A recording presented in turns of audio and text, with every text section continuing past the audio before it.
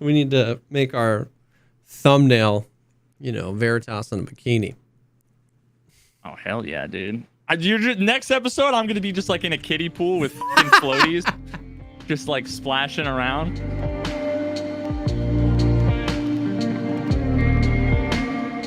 What's up, everybody? Welcome to the podcast, the show dedicated to talking about all the poggers things in life, like music, content creation, and video games. I'm one of your co-hosts, Jesse Kazam. And I'm Veritas. You fucking that up just fucked me up. I felt drunk when I said that. I don't know why. I was gonna. I don't even remember. I was gonna say something and then I forgot what I was gonna say. We might as well get out of the way early that we record the podcasts. On Thursday nights. Yeah. On my Twitch channel, twitch.tv/Veritas at 6:30 p.m. Eastern time. Yep, live. Just live. Yeah, just so everybody knows, because there was a few folks that commented on probably the first topic that we'll be getting into. Like, oh, didn't they say that the fix for that big stuttering issue was, et cetera, et cetera. And that was of like 3 days or something after we recorded our video because we put them out on Mondays. Yeah. So yeah, and the only reason why I wanted to mention that last week, but the best comment that we got, the best comment that we got on the video last week was.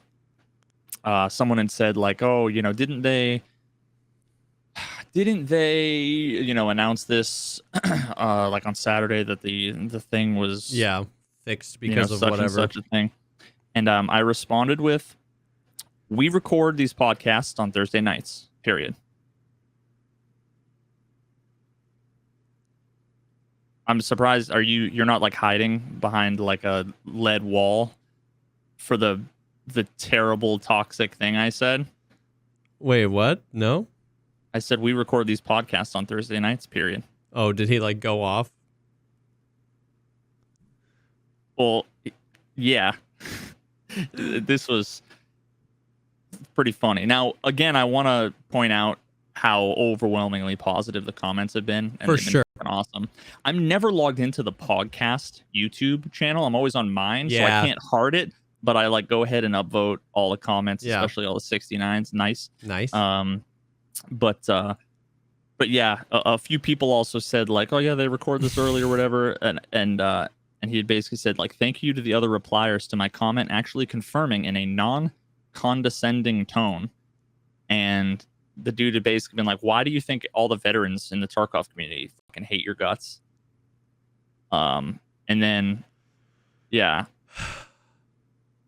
And then he basically said, your 7-word reply here is dripping with the attitude of someone who looks down on others. So when I said, quote, we record these podcasts on Thursday nights, period. Dripping. And it was said, Jesse, love your content, man. You're always so friendly, positive, and welcoming to others.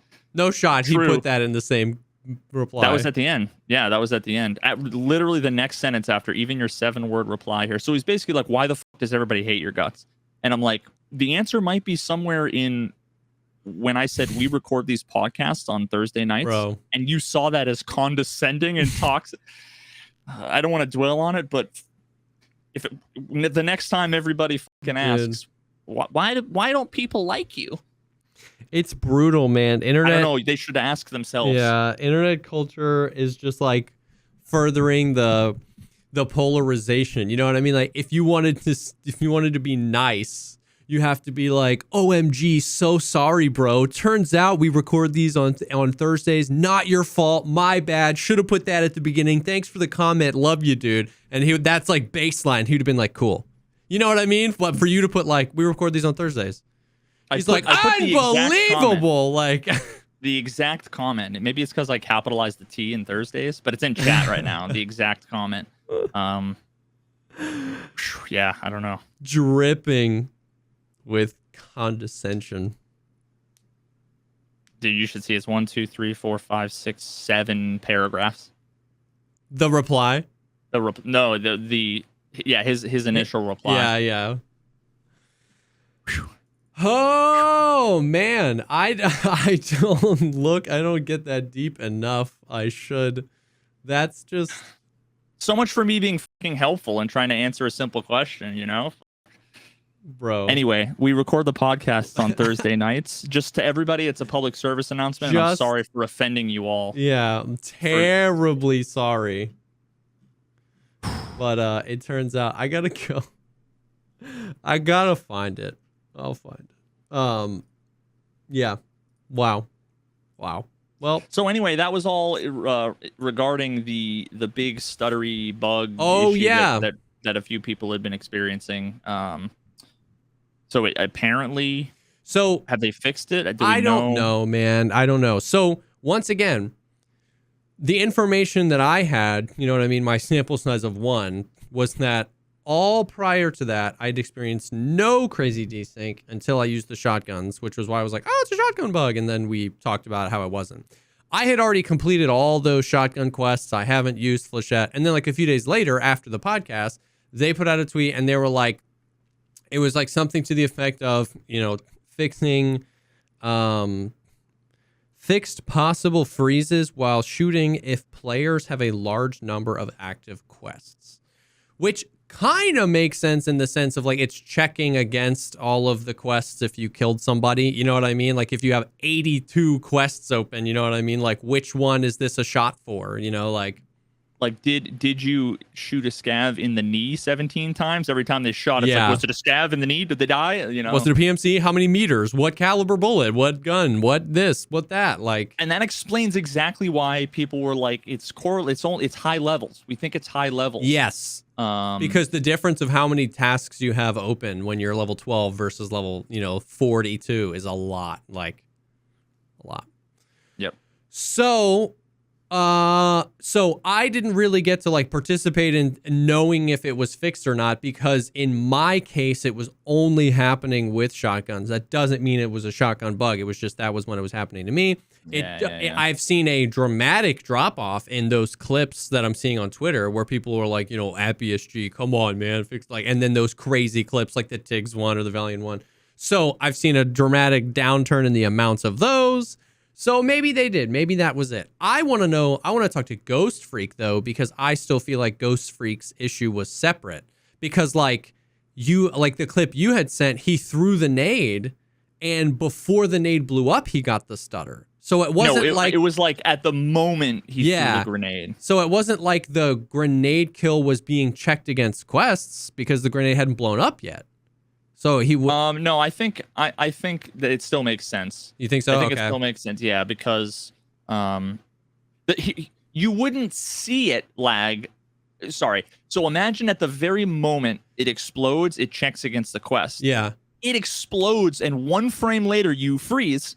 Yeah. And then it catches up, and you see the lag. Then okay. So I would think it's entirely possible that. So I'd be interested to hear if Ghost was getting better too. But yeah, I haven't really noticed anything.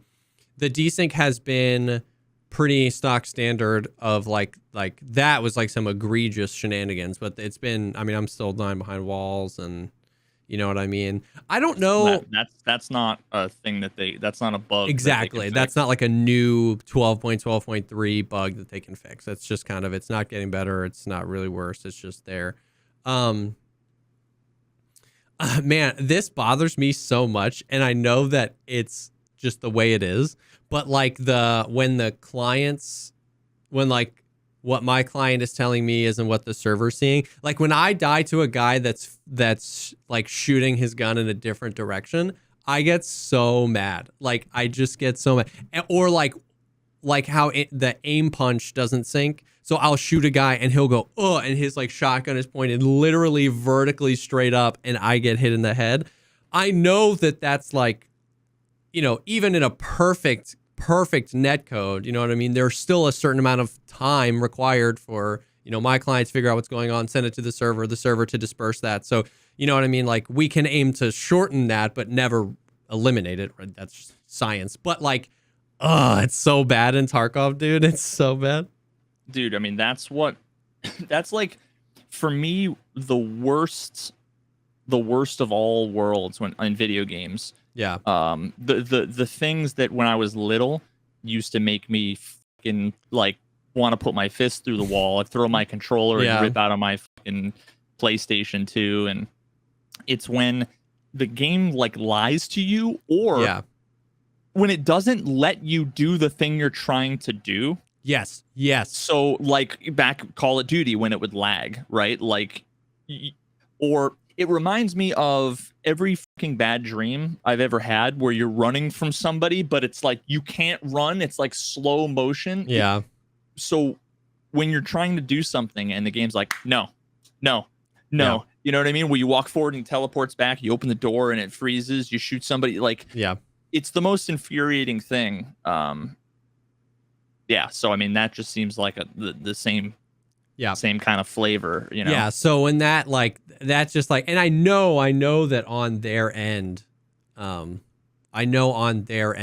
it looks legit. You know what I mean? Like, because the server was accepting from both clients, it probably accepted this information from his client first, but it hadn't told my client no yet. So I get to see this thing, and it's just like, I get it. You know what I mean? It's on their side in that particular moment. They saw a good fight. I saw a bad fight. Oh, that reminds me, dude.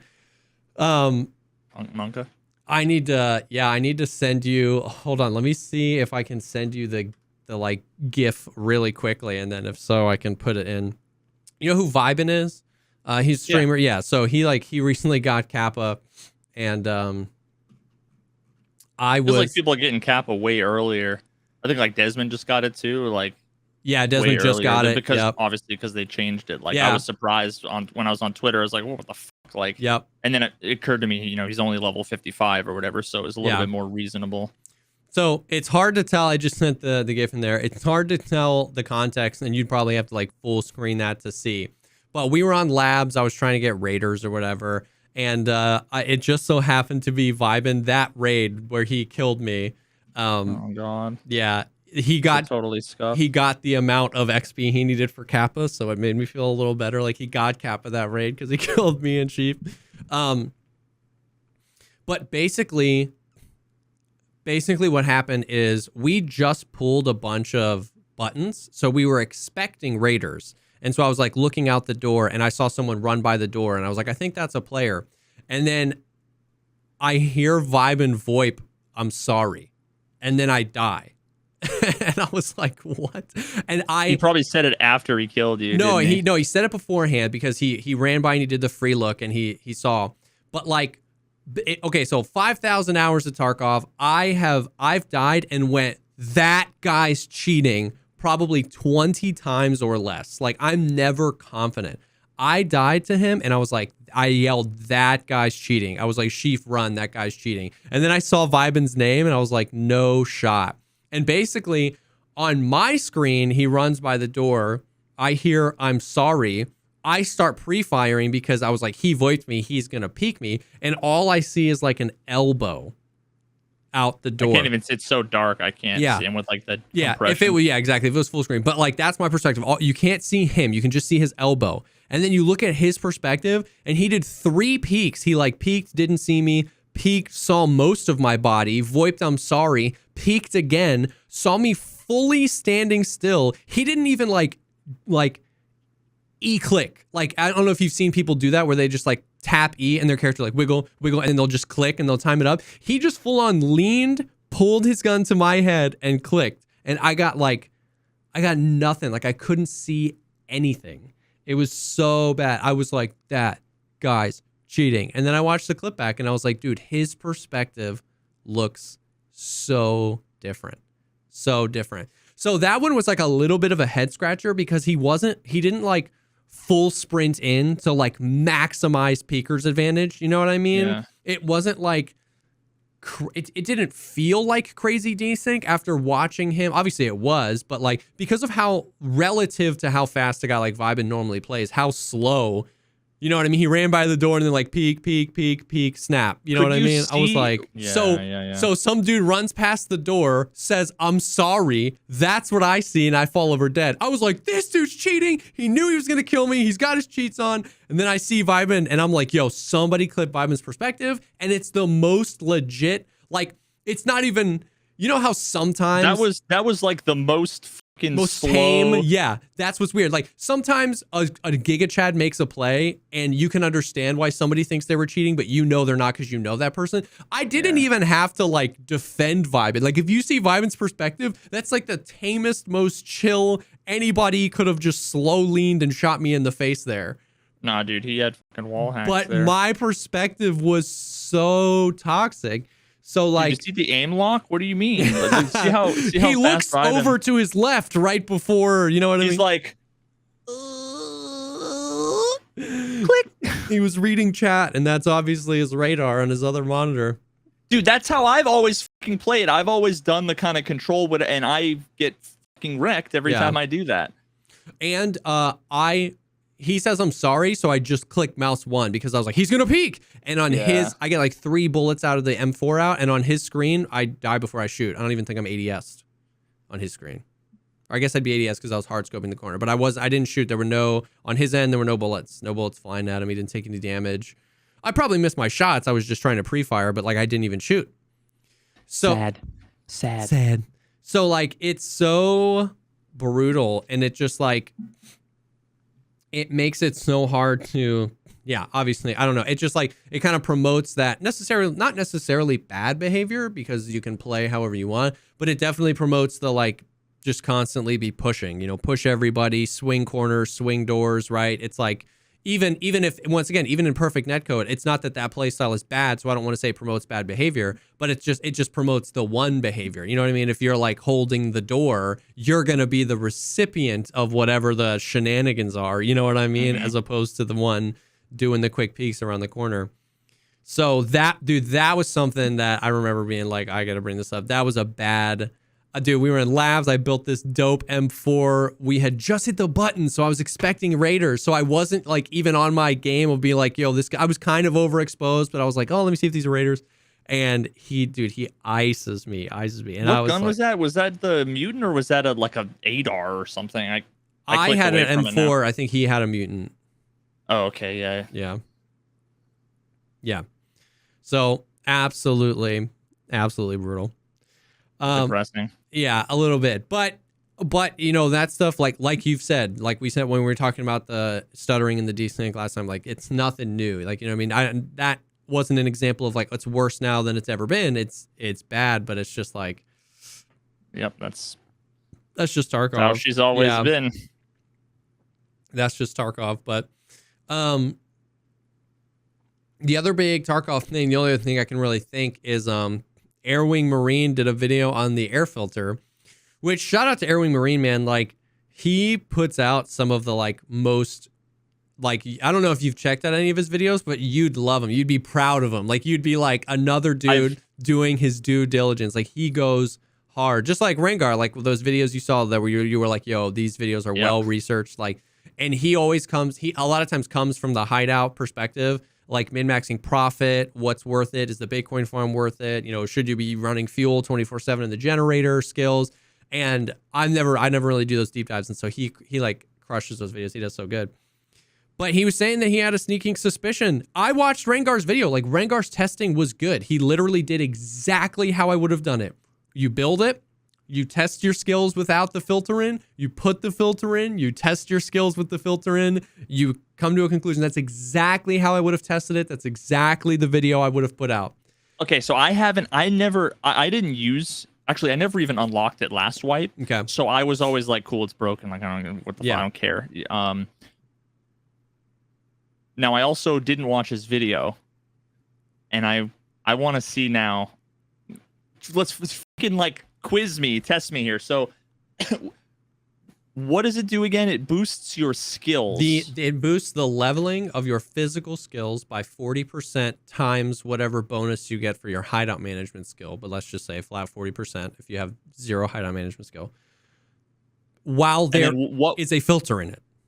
Okay, and then what Now, I assume that people assume that it's when you're in raid or at the end of your raid or while you're in raid. While you're in raid during. So basically to really, remove as many variables, one, if you're at level 25 and you have 0 points in a zero skill. points, you start a raid, you run out of full stamina bar, you disconnect from the raid, you put a filter in your hideout and you do the same thing, you should have gotten more points.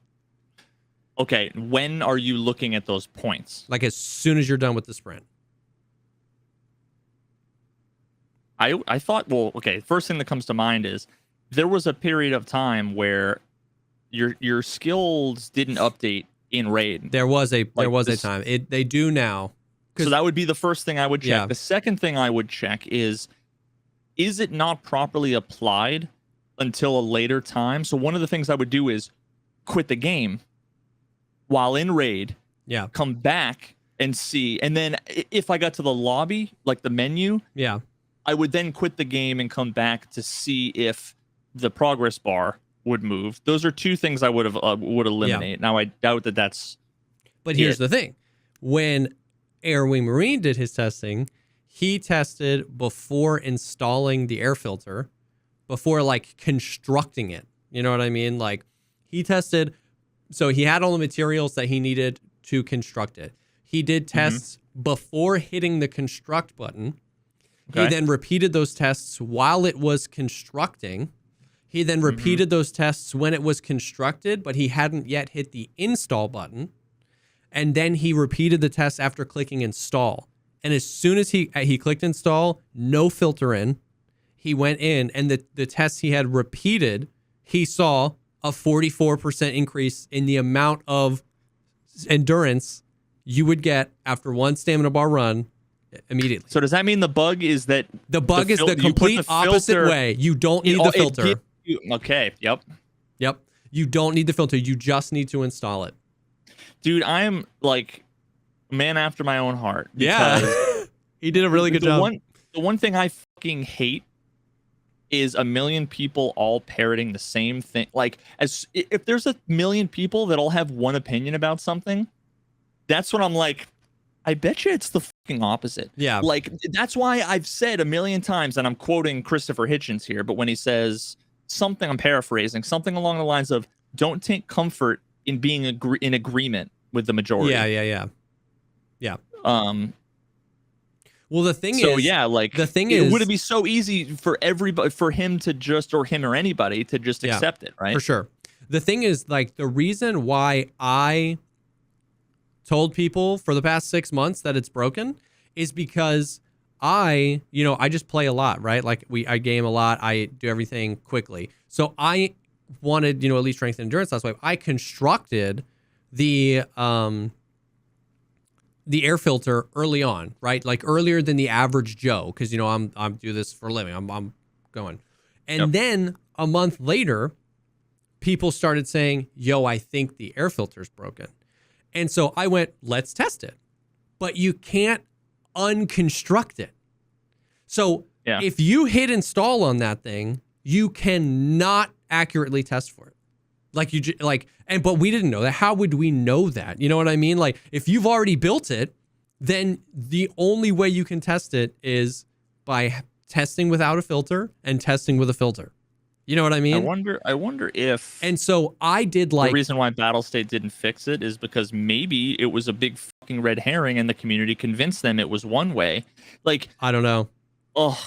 I don't know. Dude, you know how many times I've mentioned that though? Like how many times I've mentioned everybody needs to stop telling them what the problem is and just report the problem. Yeah. Because there's a chance they're going to look in the wrong place. Yeah. I mean, we were talking about that last week, but 100%. Steam audio's broken. Oh, yeah. Sorry. I cut you off. No. I mean, yeah. So so last wipe, I did my due diligence. I was really skeptical that it was broken. I did a bunch of testing. And then for days afterwards, people were coming in and they were being like, I mean, dude, we had people coming in being like, no, it's, the 40% wouldn't apply here. And it was getting into math. And I was like, dude, It's got to go. The number has to go up faster. Like, you're making it way too complicated. You know what I mean? And we tried every single thing, and I could not get the numbers to change. It was the same no matter what, dude. If we popped an SJ6, if we looked at the numbers out of a raid, if we disconnected from a raid, I did so much testing, and I was like, it's broken. I was like, I believe them now. It's broken. Yeah. And it is broken. It's just not broken the way we thought. We were correct in assuming the air filters don't do anything. We were just incorrect in what happens when you install the filter. You know what I mean? So as of right now, install the air filtration unit and don't waste your money on the filters unless you're a big min-maxer and you want the hideout management skill. If you're farming then you always want as many filters and as many crafts in as possible, but it's not helping your skill leveling.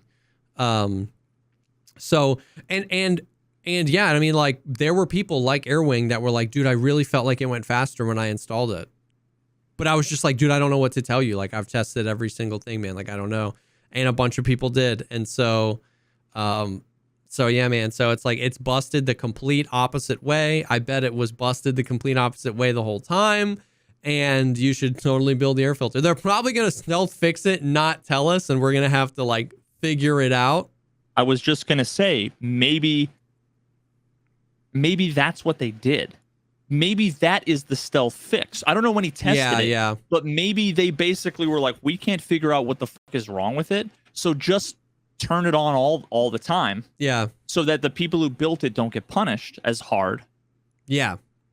It was interesting. So maybe it was, bro. So it now was interesting here we are. because, like, Rengar in his video, the 12.12.3 video he just dropped a few weeks ago, he built it, he did all the things, and in his video he was like, I reached out to the people that I know from Battlestate and I asked them, like, if there was a fix coming, and he said that their response was something along the lines of, like, we don't want to comment about the air filter.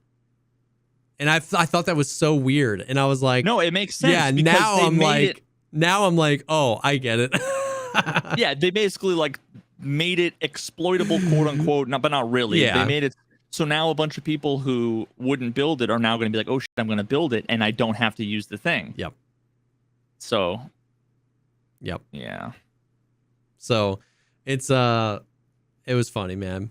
It was funny. So that's that. So that's it, man. Use the air filter. It's great. It works. You don't need to spend the $100K per filter. Just go do your thing. Which, by the way, that's another Tarkov related thing we can talk about. Like, the strength and endurance changes.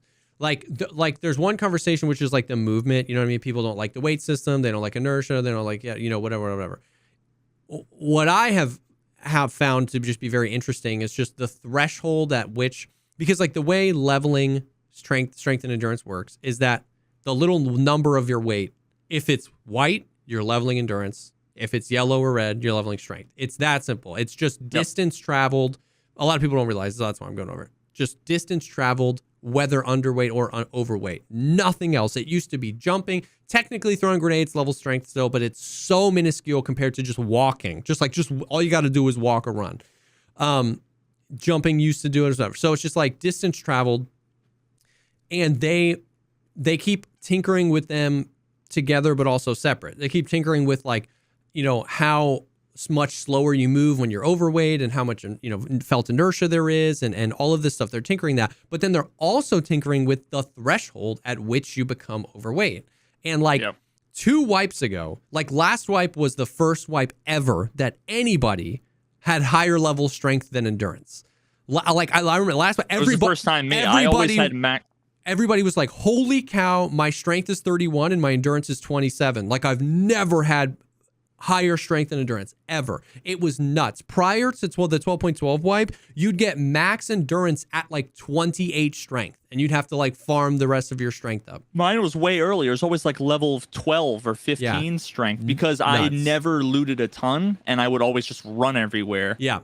Nuts. So last wipe, it was like, holy cow, like, they're leveling almost in tandem. And I remember I got elite strength first, and I had about like 27 or 28 endurance at the time. I was like, that's crazy. I'm a level 42 PMC right now. My strength is 26, and I just hit level 4 endurance. What? Level 4 endurance, bro. Is it still the same scaling of the benefits? Yeah. That sounds bugged to me. No, it's because they lowered the threshold to be overweight. So if you have a paperclip and a Makarov, you're overweight. It's nuts. Okay. So like literally 98% of in-raid time from the minute I spawned this wipe has just been overweight. Just my kit. It's like I don't have to loot everything. I'm just overweight. It's just and like I'm not running crazy kits. If I was running crazy kits now as a higher level, my endurance would be higher because the first 2 weeks of the wipe when I was running nothing, I would have higher endurance. But like I just 2 days ago, I was level 3 endurance as of level 41, 42 PMC. You bring an ump and a rat rig, a helmet, and a scav backpack, and you're overweight. It's nuts. So that means that the meta is going to be like one of two things. One, you go in with a pistol and nothing else and run to like marked room or whatever, see if there's anything good, and then fucking disconnect like the old hatchet, the old hatchet run meta. And that'll help you level it up. Or it's going to be you just grind to get max level strength, and then endurance will only come after that. Here's the thing. It gets even worse. At max strength, at 28 kilos, you're overweight still. So like that's part of what was it last time? Wasn't it like fucking 50 something? Not 50, but it was way more than that. It felt way more than that. But so they did a few things. They reduced how incrementally your carry weight limit increases by gaining stamina, so it increases at a smaller level. And they fixed, which I think is a good thing, and they fixed the elite strength bug, where now when you're elite strength, only your guns don't weigh anything. So now with that lower threshold and the fact that your gear weighs something, Desmond is elite strength, still going into every raid overweight.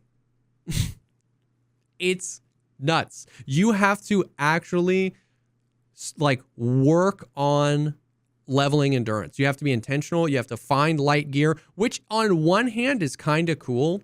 Here's the thing. I like that. I like that you like want to find like, oh, this is a lightweight rig and I'm going to bring, 2 mags. Like I kind of like the whole like, lightweight build, but it feels too low. I mean, you want to ump, some headphones, a level 3 helmet, a rat rig, and 2 mags, and you're overweight. It's like, what do you want me to not bring? Like, I thought this game was about like being an operator and equipping myself. Like, so what the meta is, and what I'm going to start doing is you load into a raid, you drop your stuff on the ground, you pop an SJ6, and you just run in circles until your stamina's out. That gets you to diminishing returns on endurance leveling. You pick up your stuff and you go play the raid.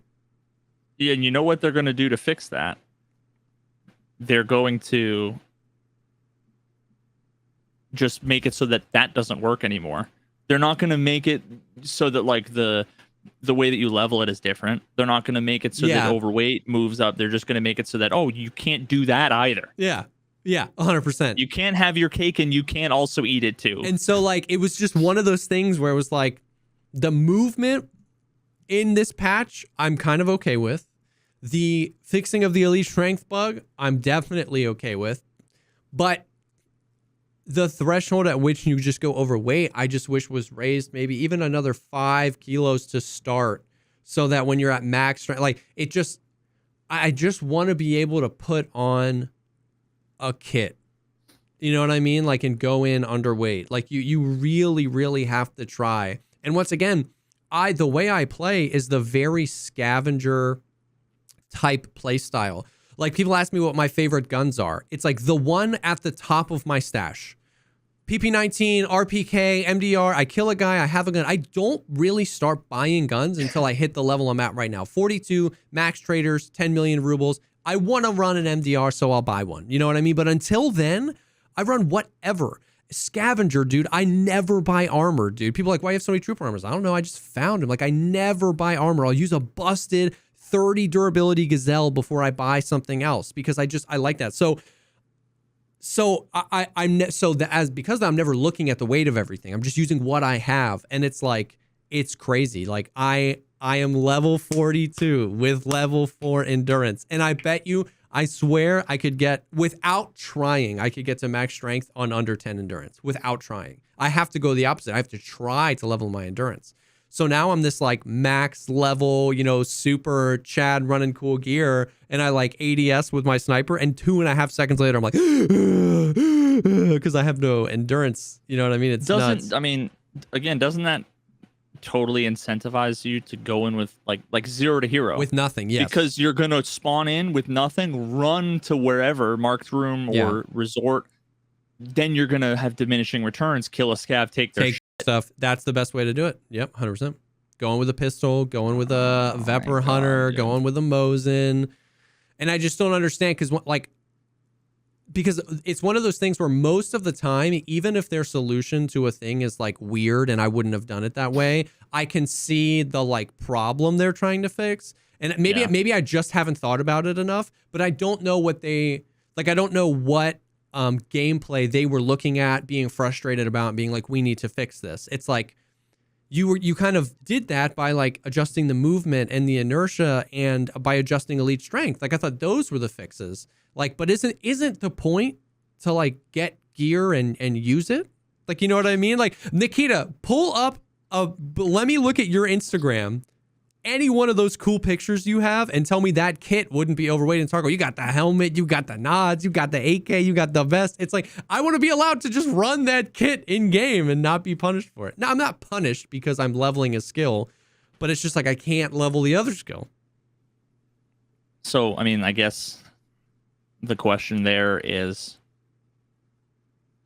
we're sitting here questioning like 4 decisions they made and whether or not like what their thinking was about those 4 changes they made, when really it's entirely possible that like the emergent combination of those 4 things is happenstance. And what they wanted to do was nerf, like they wanted to add a more penalizing weight system to slow people down because people would bitch about max level, blah, blah, blah. True. And how, so they just they lowered the threshold for strength, and then they didn't realize that, you know, like when you have a recipe for a meal and you cut everything else in half, but you leave the salt twice as much, it's going to be fucking inedible. Yeah.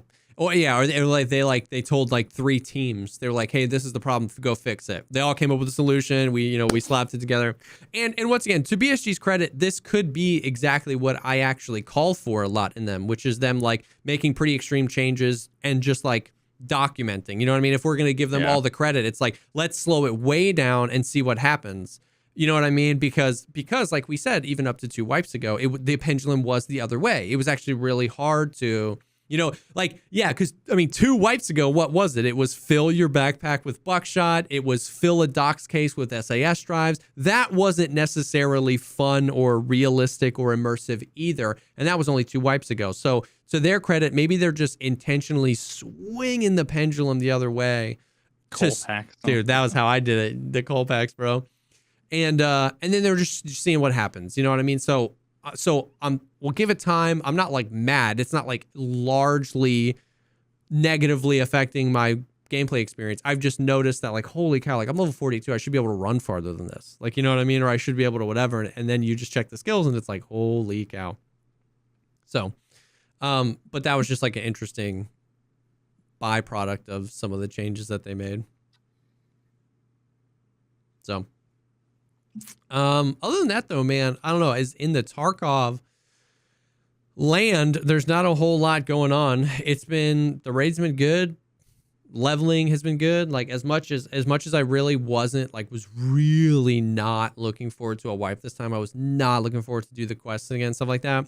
This is the cleanest progression I've ever had. Like the huge stopgaps for me, like all the shotgun quests on customs, we got that done in like a night. You know, normally my least favorite quest is Grenadier. I'm normally in factory with freaking Vogs just trying to get that done. I'd finished it basically completely naturally. With Vogs though, still? Impact nades. Oh, dude. Yeah. The minute I got to level 4 proper, I was just bartering on impact nades every chance. Because you have no, even if you throw it perfectly, which is still really hard. Yeah. A normal grenade, you still have the fucking RNG of the rolling of the physics, where 100%. it's like, and with like a 3-second fuse or whatever. I've seen clips of where like the grenade rolled and clipped under what would be like a newspaper on the ground, but it was like a collision thing. So like the dude standing on top of the grenade didn't die because like the newspaper would like, yeah, you never know. But yeah, dude, you just barter for the impacts. It sucks, but you barter for the impacts. But yeah, so like Tarkov has been, it's been good. It's been fine. It's been fun. The other thing that's normally a huge stopgap for everybody is Tarkov Shooter Part 8. Kill 3 PMCs on woods in one raid with a bolt action rifle. I was playing with Desmond. He was like, buy the new bolty. Let's try it. The 338 Lapua suppressed bolty. And I was like, dude, let's do it. First woods raid, bro. We killed 3 PMCs. That thing is nuts. That thing is so nuts. Why is it good? Like, how is it different than any other gun that isn't a bolty? Well, it's good. It's good for those quests because it's a bolty that shoots 338 Lapua. Okay. So yeah. You don't want to spend a gajillion dollars. How much is it again? It's like if you want to run it suppressed with an optic, you're looking at 400,000 rubles. I'm sorry. I think the gun is what. Someone will know, Chad. The gun is like 212,000. Suppressor's like 80,000. You want a nice optic. It's a gun, dude. It's a gun. You got to get to you got to kill Sturman. The quest where you have to kill Sturman. But the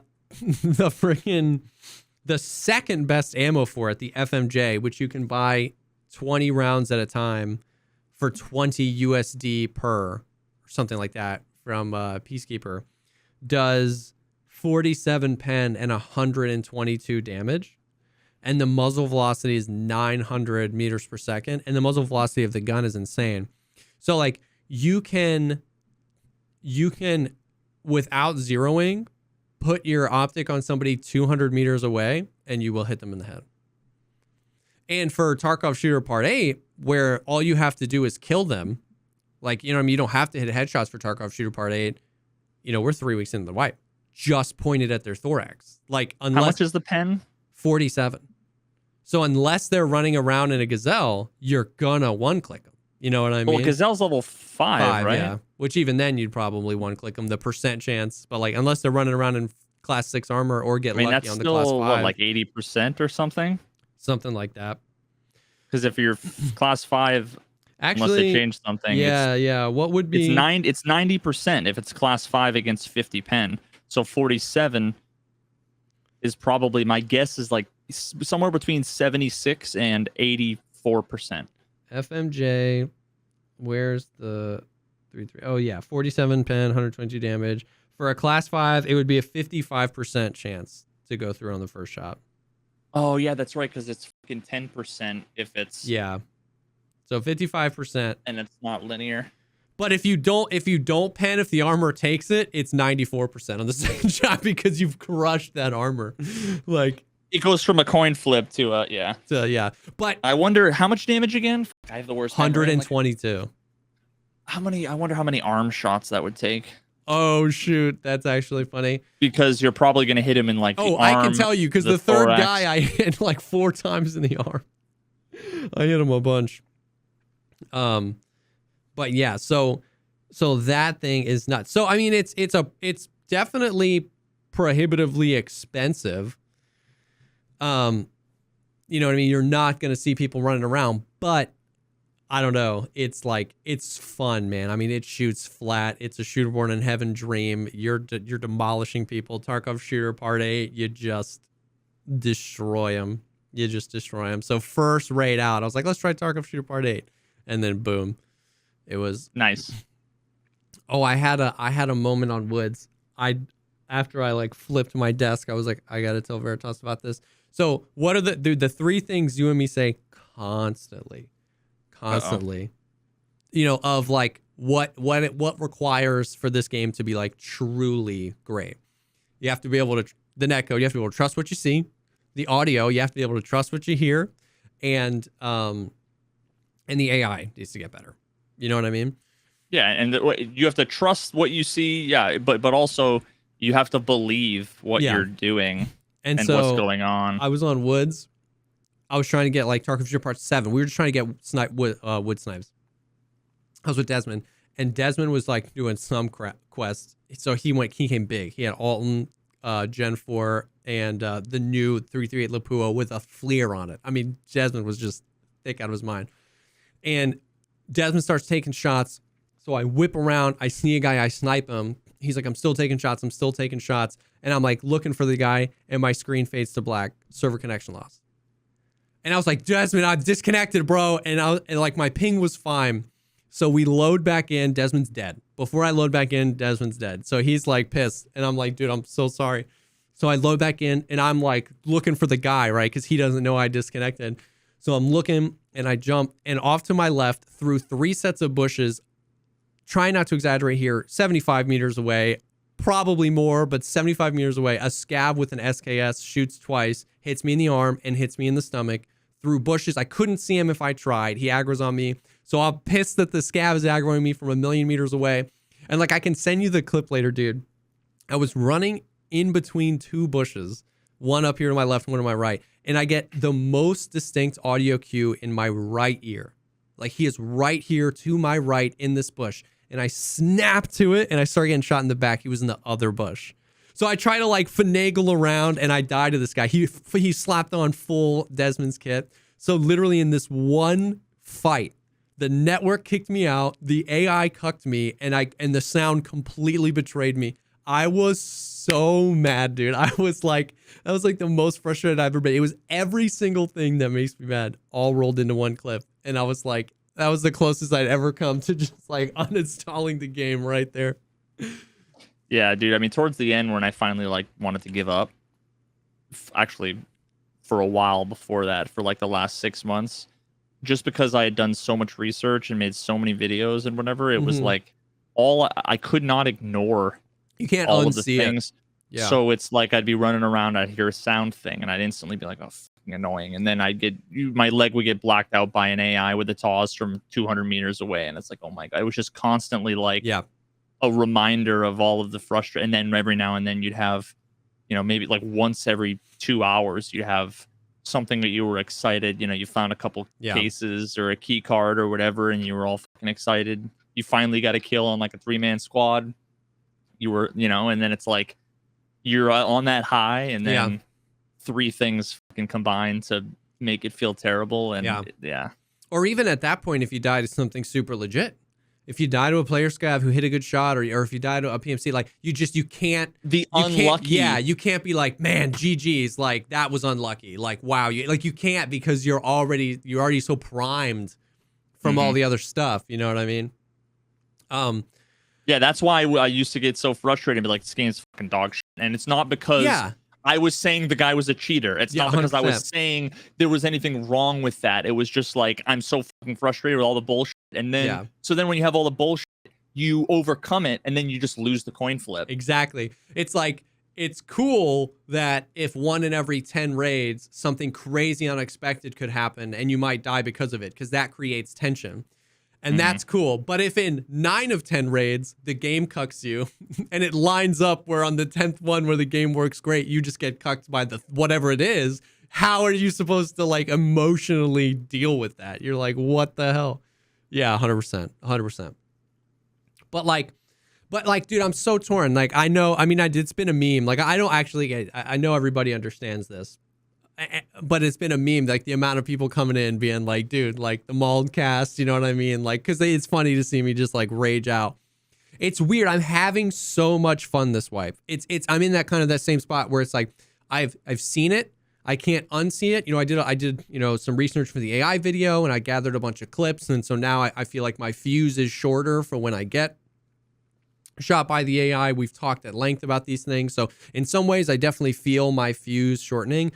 But like, I'm having so much fun this way, and I'm really like in this weird spot of being torn where like I'm like the channels are growing, and I'm having a lot of fun, and I'm playing with my duos, and we're getting the quest done, and like Like so many of the quests, Living High is Not a Crime, part 1 and part 2, I had everything. I just turned them in. Like I feel myself getting better at the game.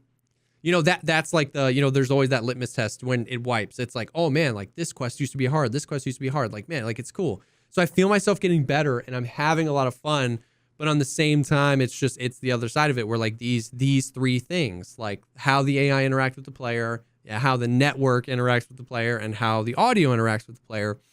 It's just so, those fuses are shortening. So I'm just like in this weird middle ground right now. So like, because obviously you get the guy, and sometimes understandably so, sometimes, most of the time not, but sometimes it's like, you know, why don't you just play another game? And it's like, I don't know how to tell, like, I'm having fun. Like I love this game. I wouldn't be playing it if I didn't enjoy it, but it's just like, but at the same time, it's like an abusive relationship. Why don't you just leave them? Because they're like, they love me, they treat me well, but all you ever see is them fucking bitching you out when you go out to Olive Garden or whatever. And but at home, you know, I mean, it really is like, it's a meme, but it really is like a fucking great metaphor. I really think, and it's understandable, by the way. Like I don't condemn you for this at all. I think the difference between our sanities of being able to play the game comes down to I never play it solo. Yeah. I just like, you know what I mean? Like I die to some bull crap, it's hard. And a buddy ditches my gear or he brings it out and I get to essentially just reset the whole deal. I have somebody to mauled about, even if chat's like, well, you should have left side peek there. I know that I have an anchor to like, I can yell at Desmond and he'll be like, yeah, dude, it's, you know what I mean? Like me and him or me and Seal, like, so I don't think I could be playing this game solo right now. I really don't. Not consistently. Yeah, I mean, there's a few things to that too. Like the amount I used to mauled when I was like 9, you know, where I was just getting beaten by the same troll in Call of Duty in 1v1s where I would just feel like the worst ever. If a friend was in the room with me, like I would 100%. I would be constrained. You know what I mean? Like I wouldn't be, because it'd be fucking embarrassing, right? Like how, now when I first started streaming and first started playing Tarkov, there were 2 things. One, I was still fresh and wasn't so fucking jaded and frustrated. Yeah. 2, my skill level was well above the average person at the time. Now it's probably flip-flop to where, you know, I'm probably worse than the fucking average person. But then also, like, I was new to streaming and was a lot more, you know, like, reserved and didn't want to, you know, when some annoying shit would happen that I'd be pissed about if I wasn't streaming, I'd be like, okay, GG, because you don't want to come off like 100%. A fucking, but then, you know, 3 years go by and you just fucking get used to it and reinforced by chat being like, dude, that's fucked, I'd be pissed too. Yep. Or the other people being like, fuck you, you're shit. You asked game, for this, you know? So, you know, that all of that contributes. And then, so like if I'm playing with somebody, nobody wants to play with someone who's fucking salty all the time, because then they're like afraid to, you know, like they don't, there's that awkward silence where you're like, oh god, shit, I'm fucking pissed off, and they're like still in the rage. Is your stuff insured? Like yeah, you know, so like even the couple times that we played or whatever, to be like, well, this game's dog shit. You know, but I would, you know, it'd be a different tone if I was solo and stuff. So that absolutely helps. Yeah, I mean, it really, like, and I understand it. Like, I get the allure of playing this game solo. Like, I get it. Like, when people come to me like that, where they're like, man, this game is so brutal for solo players, and I'm like, yo, hop in the Discord, and they're like, I just prefer playing solo. It's like, dude, I get it, man. Like, you know, against the odds, you can make decisions quicker. You're not freaking having some dude, you know, telling you a story in Discord and then you miss the footsteps. I get it. This game, and for streaming too, that's true. I tell people, you have to worry about Discord. You have to worry about, I'm not talking to chat. I can't play guitar. Yeah. When people ask me like why I don't play solo, I always say I like streaming solo. I like playing duo.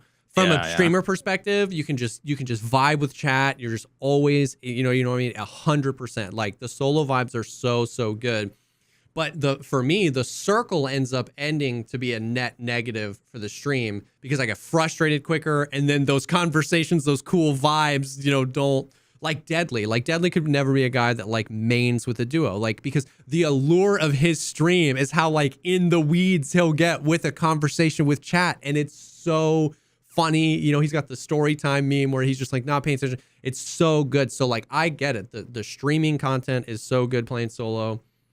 But yeah, I just like and then the reward of like wiping a 4-man solo, you reposition on all of them, like, and you just dumpster them, like, that's so sick. But I can't. And it's current state, I just don't feel like I can mentally handle it. I need that anchor. I need somebody to keep me sane.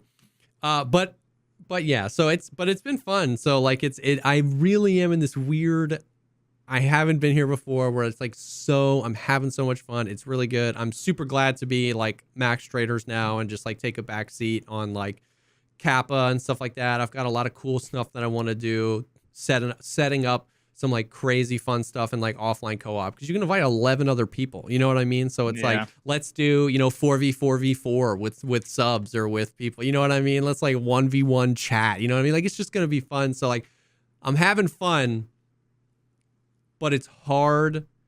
That's where it's at. Like, if you watch the podcast only, like, you think that I'm not having fun at all at the game. The past few episodes, like since the white, it's just been rough. But if you watch the stream, you'd have no idea that I spend 2 hours of my week malding about this game. And so I'm just in this weird spot where, I don't know. It's just weird, man. It's just hard not to talk about it.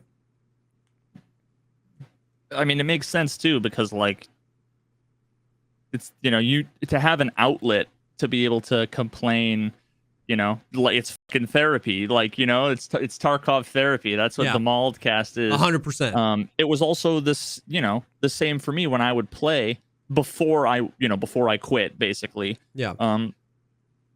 I would play, and in a 6-hour stream or an 8-hour stream or whatever, the first 2 hours might have been shitty, and then the next 6 would be great. Yeah.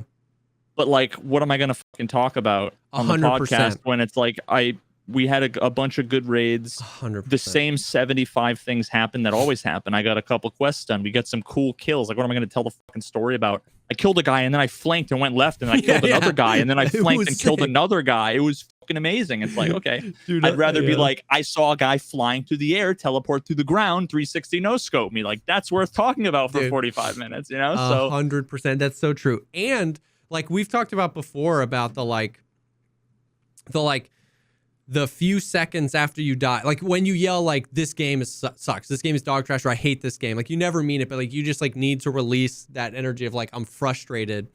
And the podcast is basically like a long form version of that, where it's like, I can enjoy Tarkov more because I have an outlet to talk about all this shenanigans. And like, it's your punching bag. Yeah. The people that view it so shallowly are the ones that are like, well, if you hate it, why don't you play another game? You know what I mean? And it's like, it's like, you know what I mean? You had a bad day at work. Why don't you quit?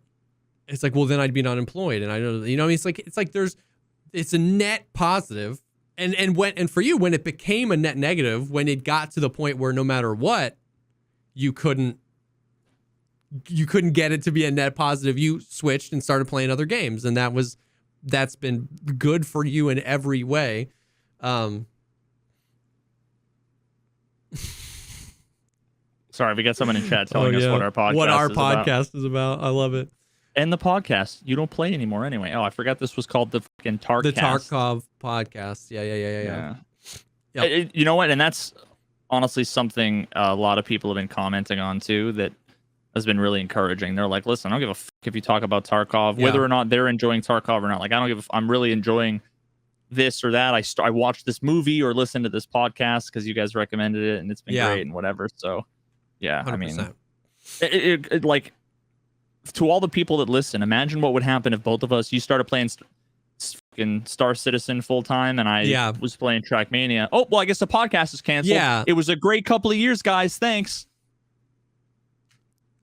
Yep. Wouldn't you want to be like, no, just let us know what's going on? Like, yeah. No, they'd rather us just cancel the, like, if there's nothing to talk about with Tarkov, just don't do an episode. Yeah. It's crazy. Heaven forbid you do an episode not on Tarkov. That's worse than if you don't do an episode. Yeah. It's crazy because like either it's your first time here and you're telling us what the podcast is about, or you're here all the time and you don't listen. You know what I mean? Like the intro, I mean, like, okay, all the way back to 2.5 years ago when we were first like sending Discord DMs about what the podcast would be. I remember even then when like I'm still mega in the honeymoon phase, you're putting out guides that are crushing hundreds of thousands of views. Like we were both in it. I remember then having conversations about like we should not make it exclusively about Tarkov. Like we should always from the beginning, it's the poggers things in life, like 100%. Movies, TV show, music. That's literally been our fucking catchphrase from the beginning. Yeah, 100%. There were times where we said with a heavy focus on Tarkov. There are times we said with a focus on Tarkov. There are times we said nothing, which explicitly. Has been recently. I have very intentionally during the intros recently just been leaving it at poggers things in life, like music, content creation, and video games, because of that. Oh, but you're in the Tarkov category, so it doesn't matter. It doesn't matter. Heaven forbid I have more than 13 fucking viewers while we do the podcast. Yeah. Listen, if you guys would rather us not talk about Tarkov and rather you guys don't want to watch, then kindly fuck off. Yeah, like, dude, it's unreal. Because I enjoy this much more when there's less toxic people and we're talking about whatever we want and people in chat aren't shitheads. Yeah.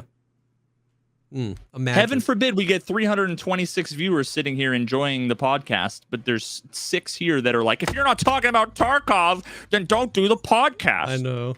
It's unreal. It took so much more effort for you to type that than to just click another stream.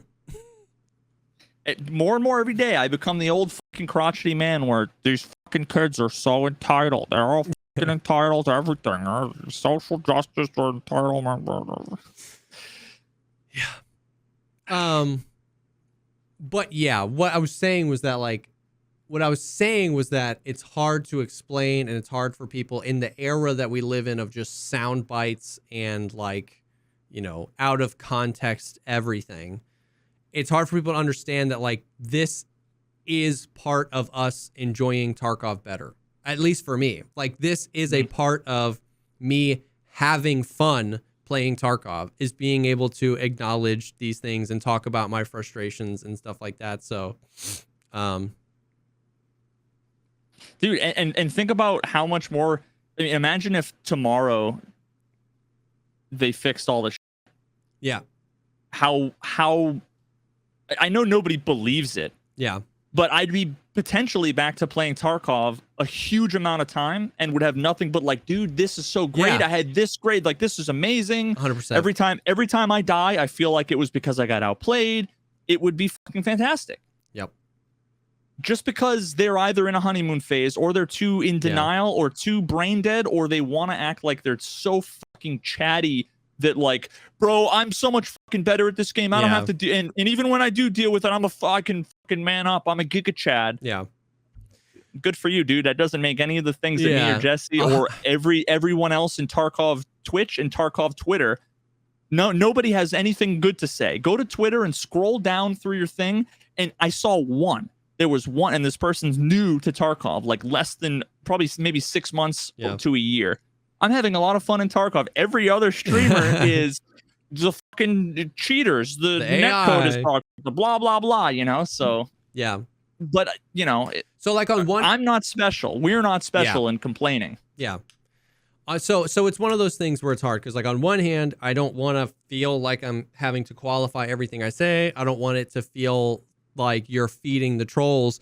But on the other hand, there is a part of me that just like wants to let the people that do get it know that like this is a part of me enjoying the game better right now. Like, you know what I mean? Like it's like I love the game, and like Veritas said, like if they fixed all the things, and maybe they will, and it's better, we would enjoy the game even more. You know what I mean? So I don't know, but yeah, it's good. It's been good. It's been Tarkov. So speaking of like fucking alpha giga chad, whatever. Lately, I've been on a kick. Maybe I should I change fucking categories? Oh my god. Let me change over to just chatting. Imagine. You know, you know what? Actually, this is an experiment. This is an experiment. Watch me get more viewers than just chatting. If we do, I'm gonna go just chatting every fucking time. We need to make our thumbnail, Veritas in a bikini. Oh hell yeah, dude! Next episode, I'm gonna be just like in a kiddie pool with fucking floaties, just like splashing around. Oh, can you fucking imagine? So I've been on a kick lately, and there's a couple of things I want to like talk about with this. Watching Asmongold react videos. Yeah. For a couple different reasons. One, he's just a fucking character. Yeah, he is. But two, because it's not like a lot of the react content where it's just people going, whoa, go fucking whoa, there's a lot of that too. But especially with like the more controversial stuff, a lot of times he'll pause the video and like explain or talk about things, and very often they are the hot takes. Yeah, they're the things that I often want to say or do say and get fucking flamed. Yeah, like back in the day when we used to do the team podcasts, I would say the thing that I knew everybody was going to misunderstand or not, whatever, and then I was going to get shit on for it. He very often, like, it's so common where I'm watching a video and I'm in agreement, and all of a sudden it's like, ooh, that thing you just said, like, isn't a fair thing, or that's a misunderstanding, or, what you don't want to do is just blindly listen to somebody for sure making a bunch of arguments and be like, yeah, and then when they say two wrong things, you're like, yeah, because you don't care. You're just, I need to agree with this person. So now every now and then he's also wrong about some shit, and also his chat is the most fucking papega you should see. Unbelievable. When he's got like 40,000 viewers, you should see the fucking dog shit that pops up in there. It's wild. But yeah, no. So one of the last few videos that I've watched all the way through was on those primitive building videos where I went down that rabbit hole like 8 months ago. Where you have the guy, the just normal fucking looking white dude out in like the jungle looking like Survivor. Building an oasis. Building a with a bowl and a stick. With his bare hands, fucking, flint, making fire, and then using that to fucking boil water to make clay, to then make bricks and whatever. And I was always fascinated by that. But so there was a video, and part of the reason why I like recently the Asmongold content is just because there's so many disparate things that I would never have seen. It's almost like he's a curating service for these long form content. So there was one on the primitive building stuff, which he basically called out as like, not called out. He was watching a video and called everything out as fucking total bullshit, totally, except for one, which is the channel. I think it's called Primitive Building, Primitive something. Yeah. The original dude who like makes, they're like straw and dirt huts. Yeah.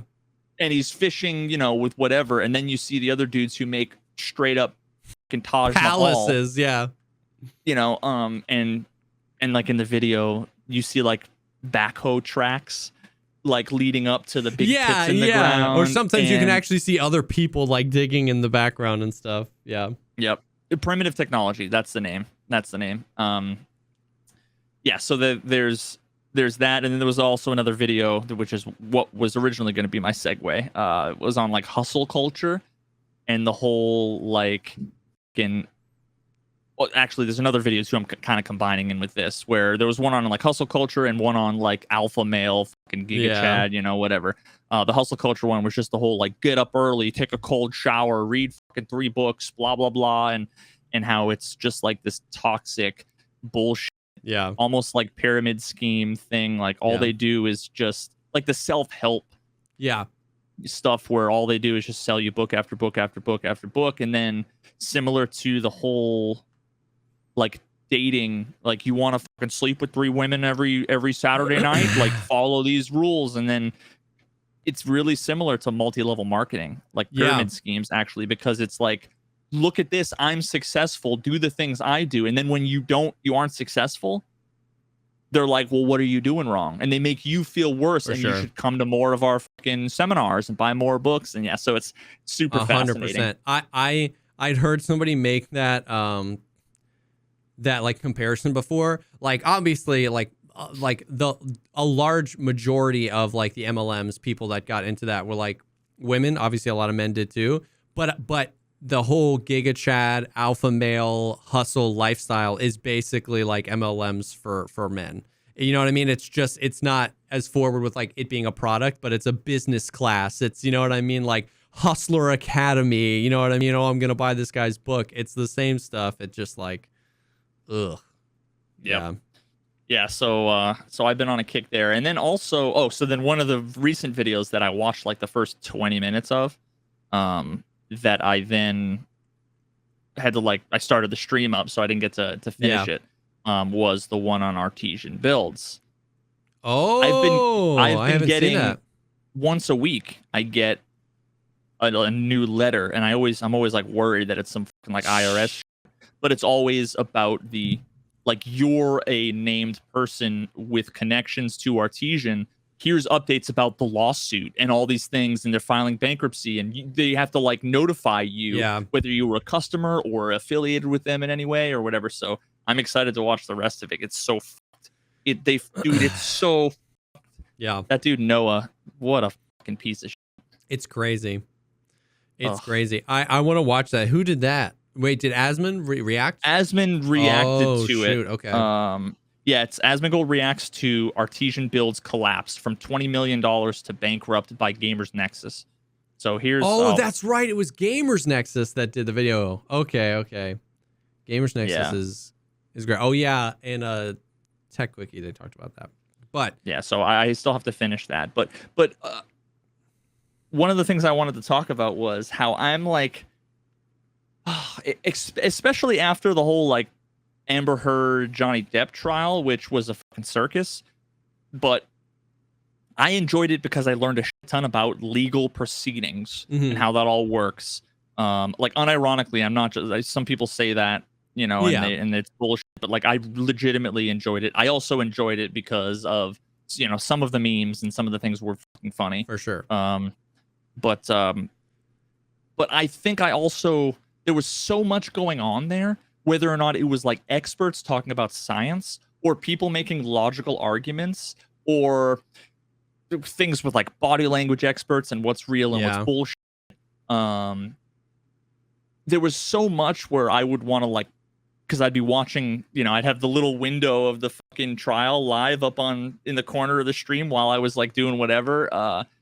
And there was so much where I paused it and there was so much to talk about that I've been like thinking lately, I highly doubt I'm going to do it, but I would love to do, I don't even want to say like react content, but like, because I would want to analyze. There's so much to talk about with these things that I think that you know, and maybe this is just me being fucking arrogant or whatever. I just think I have a lot to add to those conversations, whether it's critical thinking, whether it's skepticism, whether it's like science and logic and rationality, and I just feel like it would be interesting, and I don't know if people would like the content or not, but dude, I mean, it's like it feels like now what's happening is that the react content, like the stuff in order to get in, it's almost like video essays where like you really have to have something to say, like you were saying with Asmongold, like he'll pause it and actually like maybe I disagree with what he says sometimes, or I agree. He like has something to say about it. The first wave of it, was really just like watch MasterChef on stream, or you know what I mean? Just be like, oh my God. It was literally just steal other people's content with your face cam and every now and then go, at the camera and be like, that's exactly. Wow. That was like wave one of React content. But now we're seeing this kind of like meta thing where one creator can make a video that's like really well done, and then another creator can, with the authority to speak on that subject, can then come in and add to the conversation, and like it feels like some way there was like a net positive there. It's like I enjoyed watching both things. So like I feel like that's kind of where we're at, wave two of React content. Yeah, it's the same thing with like Donut Operator when he does the breakdown of like the shooting videos. Yeah.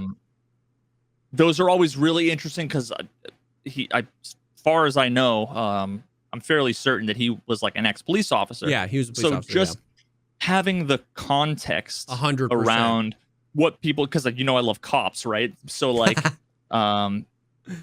just seeing I feel like I would be looking at like facesatdeath.com if it wasn't someone commenting on it. Otherwise, it's like, dude, cop shoots a guy dead. It's like, oh god, But like when there's somebody talking about like this guy's got his back to this particular thing, and so this is why you don't do X or you don't do Y. Yeah, I mean, or even the JCS. I think that's what it was. The Psychology, that YouTube channel. The whole thing he hasn't put anything out in so long, has he? No. I was fucking looking for that the other day. You son of a.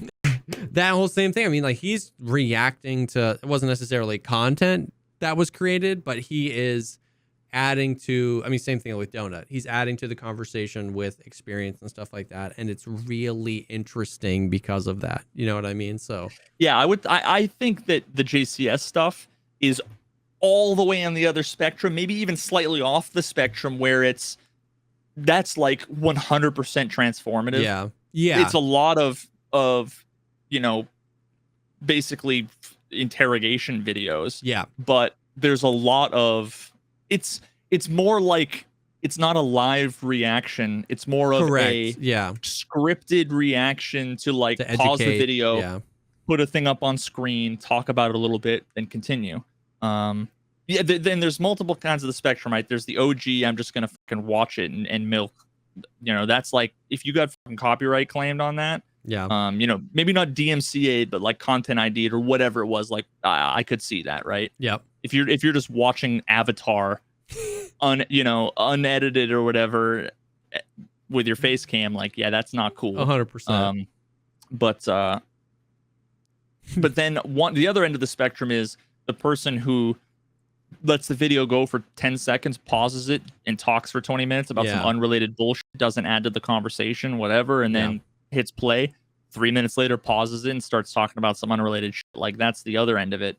I feel like there's a good balance. Yeah. There is. Yeah, I don't know. Maybe I don't know. See, I wouldn't put it on my new channel, and I wouldn't put it on the fucking Veritas channel. So I'm not going to make another channel. I'm not going to make another channel. Dude, I can't. Summit 1G reacted to one of my videos a while back. Did he? Yeah. When the 12.12 wipe happened, so in December, I made a video, inertia before and after. Before the wipe, I went and got a fresh account, a level one strength endurance account, and I ran, I jumped, I did a bunch of movements, and then first thing I did when 12.12 happened is I recorded a bunch of that exact same movement in the same spot, and I made this whole video, inertia before and after, and Summit reacted to it. And now, how did that change the performance of your video? Did you see a big spike in it, or not? It's one of those things. Like I would imagine either a decent spike in subs or views or whatever, or completely flat because everybody consumed that, and it's like the video did really well, and I don't think I can point to like a specific. I bet if I went back to analytics, I bet subs and like subs went up in that time. Like maybe not views on the video because people had just seen it. But I would definitely say that was a net positive experience for me. Yeah, 100%. Like he reacted to it live, and then it was put on a YouTube. It was his reaction to it was a YouTube video and put on YouTube, and that reaction video I think got more views than my original video did. But I was like, yo, hell yeah, you know what I mean? Like a bunch of people stopped by and stuff like that, and I was like, that's sick. Yeah, I mean, like I was secretly and not now publicly admitting, but like Summit watched at least one, maybe two, or maybe even more. Did reactions to Virtual, who does all of the like Trackmania. He's like the Trackmania long form content guy. He's the reason why like 90% of the people who play the game know the game. And I was kind of like, I wonder if Summit would. I wonder if. But yeah, I mean, because I know that would turn a video that was 1,200 views into, well, I don't know, actually. I really don't know, right? Because it could be a bunch of people enjoyed Summit reacting to a video, and I'm sure you get at least, I would get at least 5 subscribers. Yeah, for sure. Whether or not I would get 50,000, or whatever. Yeah. But yeah, so but I would never, there are people that like reach out and they're like, I'll offer you fucking money, or I wouldn't do that. No. Dude, speaking of which, you know what's super funny? You know what I've been seeing recently? More than once recently, I've been scrolling through TikTok and I've seen power washing simulator videos.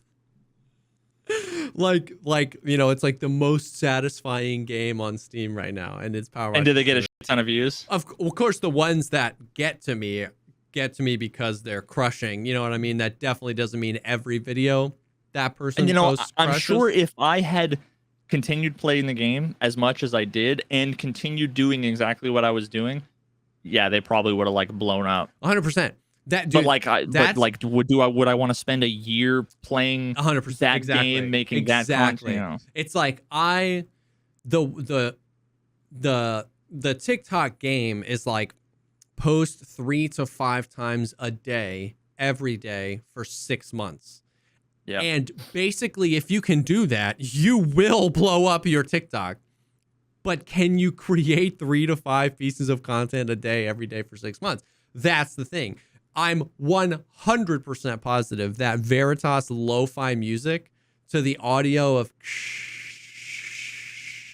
pressure washer, I am positive, but there is absolutely no metric on like how, like, that might happen on your 10th video, that might happen on your 200th video, where one just goes boom. You know what I mean? And the channels that do that, you see that, like the channels that clean stuff, or that, the carpet washing the videos carpet washing, satisfying exactly. But that's such a great example because I watched one of those today. But when you look at their account, it's 5,000 views, 5,000 views, 5,000 views, 5,000 views, 63 million views, 10,000 views, 20,000 views. You know what I mean? It's like, it's not a thing where like you're creating content and it's crushing every video and you get better and better and better. It's just like, one of these days, I know the algorithm will be like, this is the one. Yeah, so you end up in a weird situation because, like, let's say I was playing fucking Power Washing Simulator as much as I was playing Trackmania. Yeah. There would be enough fucking clips from the stream that if I had somebody and I was like, yo, edit enough clips, and you are in charge of my TikTok, edit these things together, put together 3 a day, then you run into the whole, like, how much would you pay them? Yeah. Is it like $25 a video? Like, you have an investment that then is like, now you're paying somebody regularly with no income, but the potential to have crazy income. It is such a weird thing, man. At least YouTube, I know, like, okay, well, if I, get 10,000 views, I'll make like $30 or whatever. Yeah. So it's like worth paying someone $20 because worst case, I'll break even, but it's growth. 100%. 100%. It's much more the wild, wild west. The content seems cheap.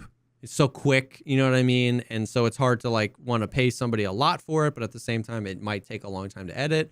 And you're in this weird world. It might take a few hours to edit a 30-second TikTok, depending on the quality of it, you know what I mean, and what you're doing and I would fucking hope not. How many assets. I mean, when I make mine, it might take me, 10 minutes to make one, but it depends on what you're doing, and if you want subtitles, and if you want other assets, or if you want whatever, that's different than just 30 seconds of music and a clip from Power Washing Simulator. You know what's interesting? You know what kind of content I'm seeing? Not like sometimes. I am seeing this content a lot, is because, TikTok is vertical. I'm seeing like, maybe it's a motivational speech, maybe it's a scene from a movie. Something is happening, but in the 16:9 aspect ratio on the top half of your phone, and on the bottom half of the phone is a satisfying video. Literally there is something for you to watch and something for you to listen to, but they're both on the screen. So it might be a scene from a movie with a really emotional monologue, and there's music over top that's piano, and underneath it is Trackmania. I'm not even lying. It's Trackmania. It's just a guy crushing, and you're super focused on this, and you're hearing this thing. It would be like the fucking music from like Interstellar, where it's like the world the universe is boundless, and you're flying around in Star Citizen, or even driving, you know. But the things things don't have to relate at all. I am telling you, like, I'm not making this up. That I've seen like really emotional scenes from a movie scored with the music of Interstellar over top of like kittens playing, or Trackmania, or a carpet cleaning. Dude, it feels. And is it still the Wild West of copyright, though? It must be. 100 on TikTok. It is the Wild West of copyright. Wait till it gets fucking bent over and they start having to. Well, actually, you know, like, them being. I see that stuff and I think about. I'm like, where are we, like, biologically, that I need this to be engaged? I need 3 separate things. I need music from a movie I recognize, some sort of thing happening visually that I'm interested in, and then surrounding that is this satisfying video. I'm seeing Trackmania more and more as the thing on the underneath. Dude. Really? You are? 100%. Like, I'm not. I wasn't pulling that. Send me a couple of those, because I would want to see what kind. If it's like world records, or if it's because a lot of times I can it's edit people together. Like falling off. That's the stupid edge of the map or something. Like, I'm seeing those are always. It's either Trackmania. I'm seeing more. The most common one. Oh, this is the one this happens all the time. Okay, This is the one that I see the most frequently. It's Minecraft. And it's somebody jumping around like an obstacle course in Minecraft. And then above what's visually happening is text-to-speech is reading interesting Reddit posts out loud. And then there's music from Interstellar, or, you know, insert whatever. So emotional music. So it'll be like an AMA or something. Or somebody will ask a question like, people of Reddit, what's the most disgusting thing you've ever seen in your life? And then the text-to-speech is reading the most common responses while you're watching this Minecraft dude run around, or Trackmania, and then there's music. And dude, and I'm like, where? And I watch them, dude. That's their transformative. Yeah. But I'm just like, what's going on in my brain that I require that to pay attention? And they crush, dude. These videos crush on views. I mean, they could just not put the video on top. And would you think it would be different 100%. If they just put the Nobody audio? Would watch. No, they wouldn't get any views.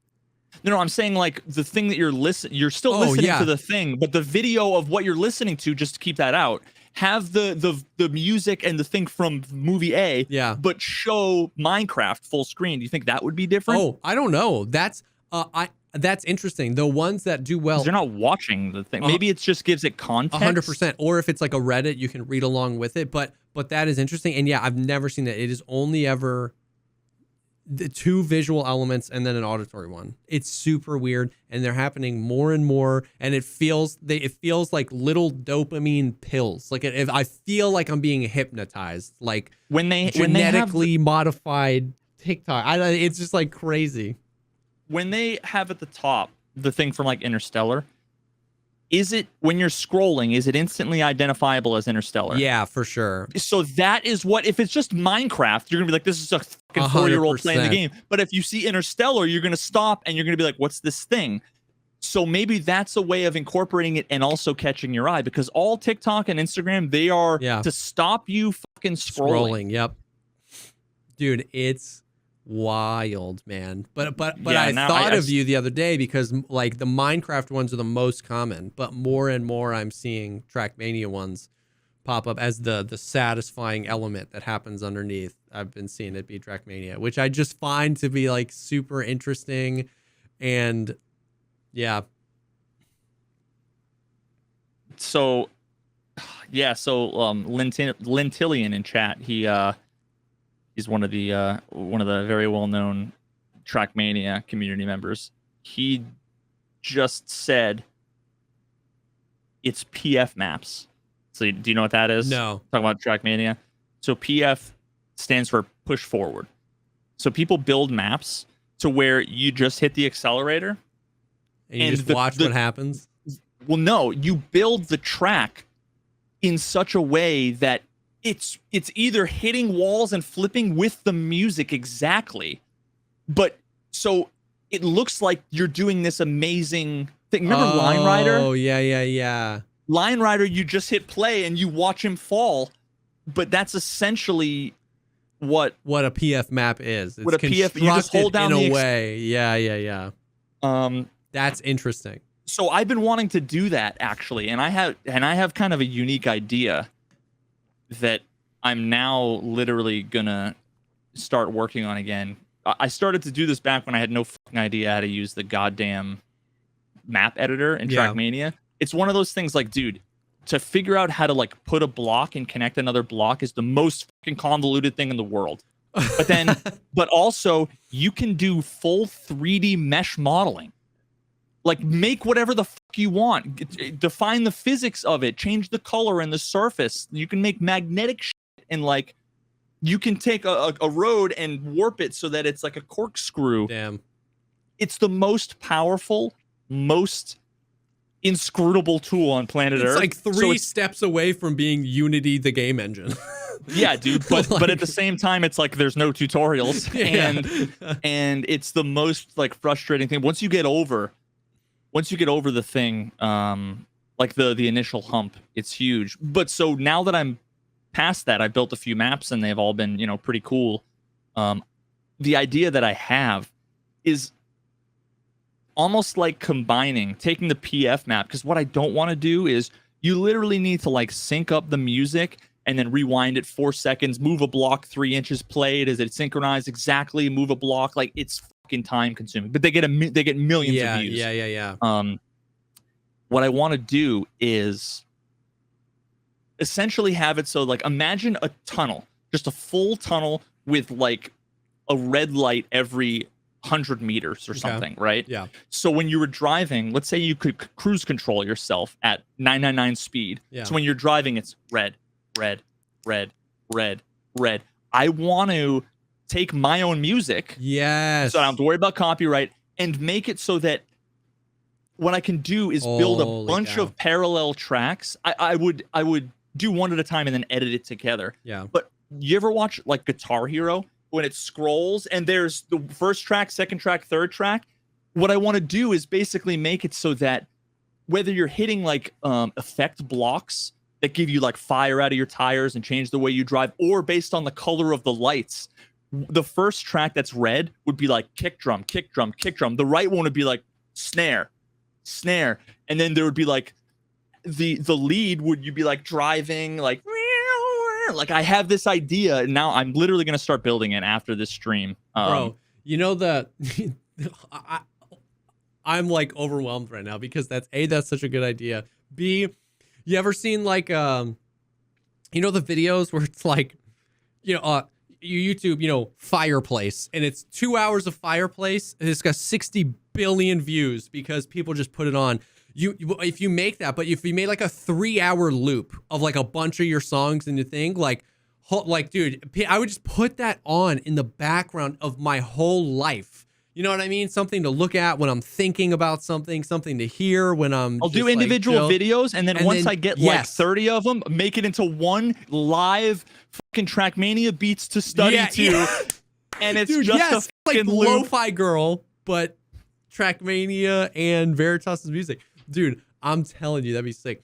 And you know what's funny is I want to know what have you ever seen do you know the YouTube channel Alias Muse?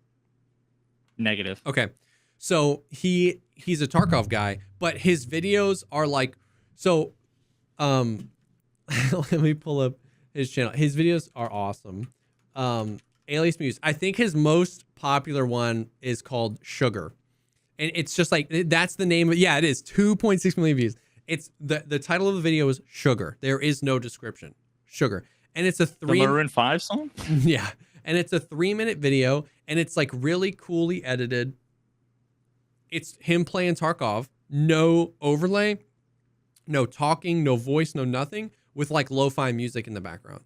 And like that one's called Sugar because it starts and he like opens the sugar and he starts eating it. And like while he's eating it, he does like a wipe transition where he's eating it on another map, but he like framed it up so it's like perfect. And then he like checks his gun and he walks around, he gets into a firefight. And I mean, like 2.6 million views. Moments has 740,000 views. Scavenge has 704,000 views. And they're they're really satisfying. Like I like his stuff. And I don't know if he makes the music. That might be part of what he does. But like, what if we combine all the things? What if we make that like triple dopamine hit and it's your music and Trackmania clips with... And it dispenses cocaine. With Tarkov clips where it's nobody's audio, but it's just my clip of like walking around, checking the chamber of my MP5, like, getting into a fight. God. Yeah. Like how I want to know how that would perform. You know what I mean? Like I want to know how that would do. Like that would just be super interesting. My brain is completely and utterly consumed. I literally just opened up the fucking empty 255 cubed track, put down a start block, and I'm like fucking ready to figure this out. Yeah, so I just find that funny. It's interesting stuff. I was like, yo, I have to tell Veritas about this because I kept seeing Trackmania. It's one of those things where, of course, because I said it, I'm never going to be able to find one. But if I find one again, I'll send it to you so you can kind of see the vibe. But it's very, very interesting. The content has gotten to such a weird spot. Such a weird spot. Yeah. Dude, one day we need to work on something music related together. The other day, in the realm of I was like watching TikTok and Netflix or something, and the inspiration hit for a song. I wrote a chorus and a bridge to a song. I just like wrote the lyrics down because basically surrounding this conversation of like how we consume content and just like the dopamine hits. And I just like in that moment, I was like, oh, let me just I just jotted down my phone so I don't forget them. And I was just like, man, I miss music. Like it's been so long since I've done anything music related. What genre are you thinking? I don't know, man. I don't know. I've recently dipped my toes into drum and bass. I was never listened to it, never whatever, and now I love listening to like liquid drum and bass. And I mean, all of the genres are so fucking convoluted. It's like, 100%. Yeah, dude, I listen to fucking neuro, funk, reggae, trap. Exactly, dude. Fucking heroin. I have a hard time telling people what genre of music I like now because I don't know what the hell genre anything is anymore. It's reggae, math prog, math prog, avant-garde, post hardcore, triple post. And here's the thing with music though is that like vanilla funk. I was a guitar player, but I don't want to play guitar. Like I want to produce, like, I just want to like be a part of somebody producing music. Like, you know what I mean? I just want like input.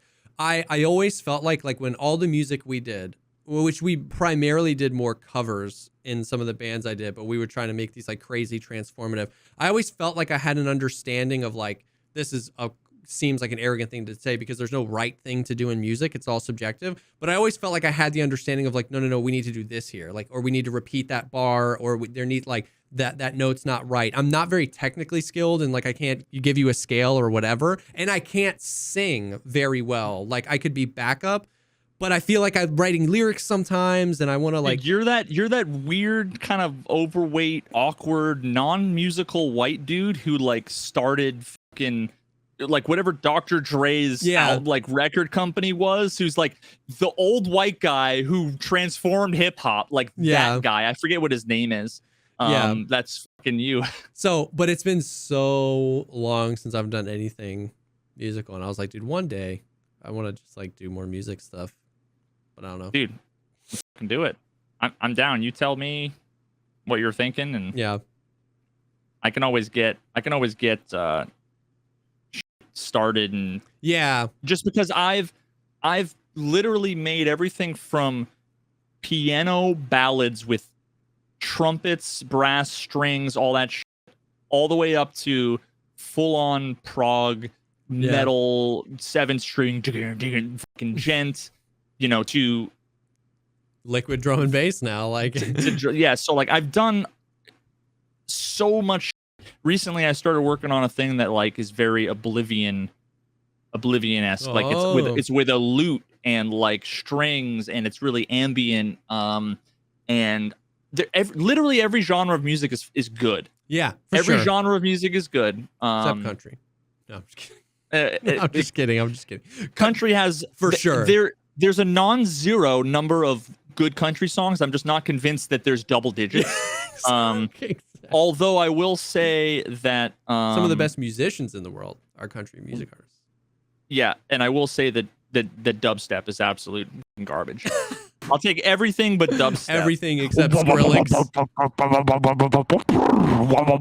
It's like, Jesus, dude. You ever seen that episode of Key and Peele? Yes, dude. Where they're like, oh, yeah, like bleeding from the nose. Like, yeah, that's how it is. That's how it is for me. Yeah, I'm not gonna lie. I had my time with dubstep, pumping Skrillex on the way to work. Yeah, dude, it was around the same time that Imagine Dragons was everybody's favorite band. Yeah, we were all there, dude. We were all there. We didn't know better. Yeah. Oh, but yeah. That's the stuff. Did you say you like casted a Trackmania tournament recently? Was that a thing that happened? I casted the Trackmania Grand League World Cup. That sounds like big. That sounds like very important for Trackmania. Like it's pretty much the biggest. Okay. I mean, as far as I know, I'm so new that someone's. It's just hard to tell because, like, you know, it's the fucking Grand League World. The Grand League World Cup. Exactly, 7 people playing Super Smash Brothers, and it's the World Cup. And so I wasn't sure. I was like, but it sounds super important. That's sick. I mean, yeah. As far as my understanding is, it's like pretty much the biggest competitive try. I mean, it was out in fucking. God, now I forget. France, Italy, one of the two. I literally forget. I've never had more technical difficulty streaming in my life.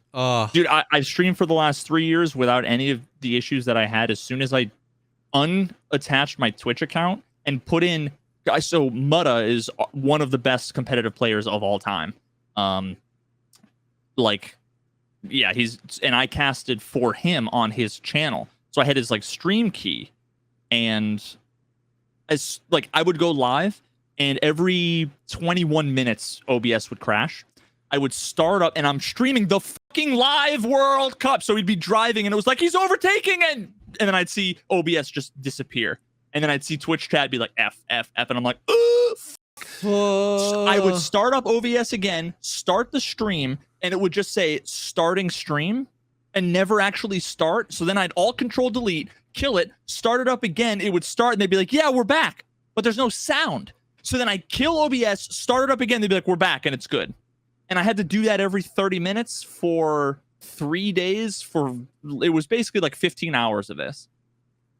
That is horrifying. The whole time, and then as soon as I removed his stream key, did connect with Twitch again, started streaming, I never had the problem again. It had to do with being connected to his stream somehow, dude. I have no fucking idea. But it was the most stressful thing I've ever done. And when people are like F, where is it? You're just like, no. Now Mutta is, I will say his community is, I mean, the Trackmania community is just already like a much better community than fucking Tarkov in terms of like maturity and whatever and less toxicity. But Mutta also has, I think, probably a more older, mature, I would say probably like more people in their 30s, than a lot of other like 16, 17-year-olds people in fucking XQC's chat going wild or, so literally everybody was, I'd come back and I'd be like, I'm sorry. And everybody would be like, no, you're doing great. It was, that's awesome. Yeah. They probably had someone else's fucking stream up while they were like, oh, it crashed, play, but everybody was really fucking great. So that's cool. Anyway, I did that. And then actually tomorrow I'm doing another stream. So every 4 times a year, Trackmania comes out with their like campaign, like the summer campaign, the spring campaign, and it's basically 25 tracks that they start off with like a 15-second track with 5 fucking turns and some, you know, whatever, all the way to like it has it's half of it's water, dirt, grass, plastic, fucking tech. You got to do all these That's cool. It combines all the things, so it's all kinds of different difficulties. And so when it comes out, a lot of people grind it and try to get world record, and there's always the same fucking 5 names, you know. On all the ice tracks, it's the same 5 names. On all the fucking full speed maps, it's funny, the same 5 yeah. names. Just because the best are just the fucking best. Yeah. But one of the thing is, there's another guy. His name is Flink. What he does is he downloads those maps and he converts the whole maps. Everything's ice. Oh. And it's the icy campaign. So it came out, you know, maybe like a month ago or whatever. So now the icy campaign he's releasing for summer tomorrow. That's funny. So he calls it the icy campaign. Yeah. Oh, and there's like thousands of dollars. He raises money, and there's like thousands of dollars for who at the end of the campaign, you know, however many months it is, can have the most world records. It's always one guy, Mika, who always he's wins the ice 100%. Guy? Yeah. Every time. But there are people who can compete, but yeah, that's cool, dude. But so tomorrow, I guess his stream is having it. I don't know if he live streams or not. He has a great YouTube channel. If you ever want to see some of the best Trackmania YouTube content, is Flink, Flink, or maybe Flink TM. But yeah.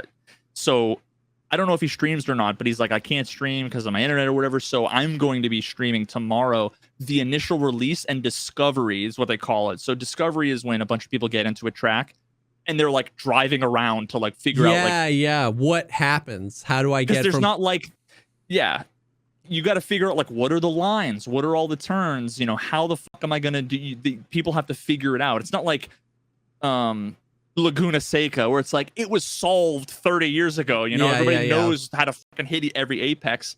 So I'm gonna be like spectating with a free camera watching all these pros. That's so sick. So I'm gonna be doing that tomorrow, sometime between like noon and 2 Eastern, although everybody listening to this to now on Monday when the video comes out on YouTube, you fucking missed out. You'll have to go to the VOD. You'll have to go to my VOD, I guess, if you want to watch it. But yes, I'm looking forward to that. That's really cool, actually. That's it's a show because you need to build ice maps.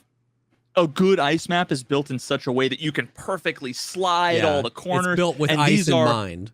And these are not. So there, a lot of times you'll see like people slide, hit a wall, 360, and that's like just the fastest way. They do some jank shit. Interesting.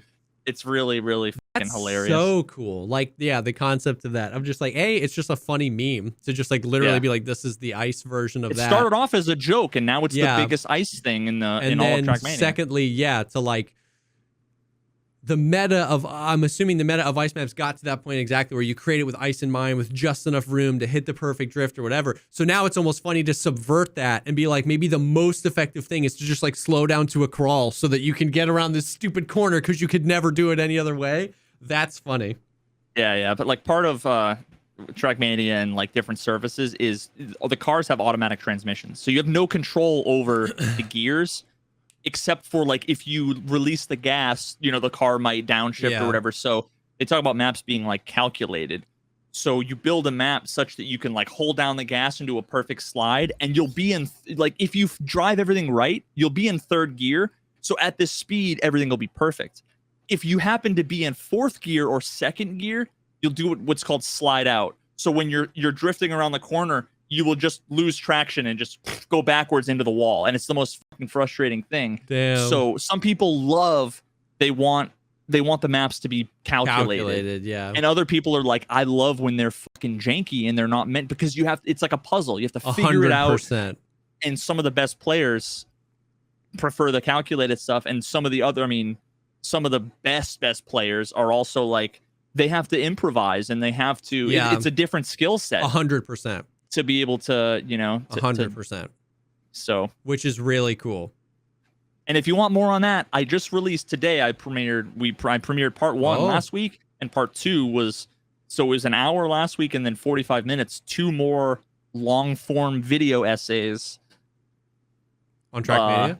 I think there were some tears in chat watching the video. Yeah, it's like I tell a whole story of my progression, but it's surrounded by the pros talking about who's the best in the world, what are the mechanics, what do they do, what's some of the history, what are the best maps, what makes good maps, you know, all of that stuff with interspersed with like, I was brand new and I fucking sucked. And then at the end, it's here's my fucking epic, you know, it's all relative. Yeah, well, but my epic, I set a goal and I wanted to hit it and whatever. Yo, that's so sick. That's so sick. Oh man. That's awesome. Anyway, that's awesome. Well, dude, I definitely have to check that out. That's so dope. It's cool that you're getting into doing stuff like that with like the community, like freaking casting tournaments and stuff like that. Like that's so sick. They welcomed me with open arms. So that's why I'm so, another reason why I'm so fucking deep into Trackmania and stuff. It's like I have no reason 100% right now. I have no reason to do anything else, and yeah, I have a whole bunch of reasons in the back of my head for why I don't want to get back into Tarkov. But I need to go see if I can make this fucking PF Trackmania Guitar Hero. Oh my god, that's such a good idea. That's such a good idea. We'll see. Oh man, well, that's probably it for stuff that we have going on, man. Dude, good stuff. Good stuff. Chat, it's the freaking podcast, not the Tarkov cast. Some of my favorite conversations are the ones that aren't about Tarkov, about content creation or freaking Trackmania or just things that get us excited. So that's super sick. So thank you guys so much for hanging as usual. Look at us. I mean, we still got 300 people in the just chatting category. You know what I mean? Maybe next time we'll have to try just chatting from the beginning. Yeah, and just see what happens. And just see what follow Jesse on Twitter. Follow me on Twitter. Yeah. When we go live, we'll tweet it out. If you see us fucking tweet it out, or you're in either of our Discords, come and join us. You know, the more fucking viewers we get while we're live, and the more, you know, the more traction be getting more traction on YouTube. Yeah. The more excited we get, and you know, the less likely we are to. We're not gonna fucking cave to these losers who tell us to fucking stop. Oh, no way. You can't get rid of us. No way. No way. Next week, Veritas in the kiddie pool. It's gonna be good stuff. Oh God. But yeah, thank you guys for hanging. Thanks for being a part of the community. It's been super fun. Yeah, this will go live on Monday on all the platforms, and we'll be back next week with another episode. But thank you guys so much for hanging, and we will definitely see y'all on the next one. Peace.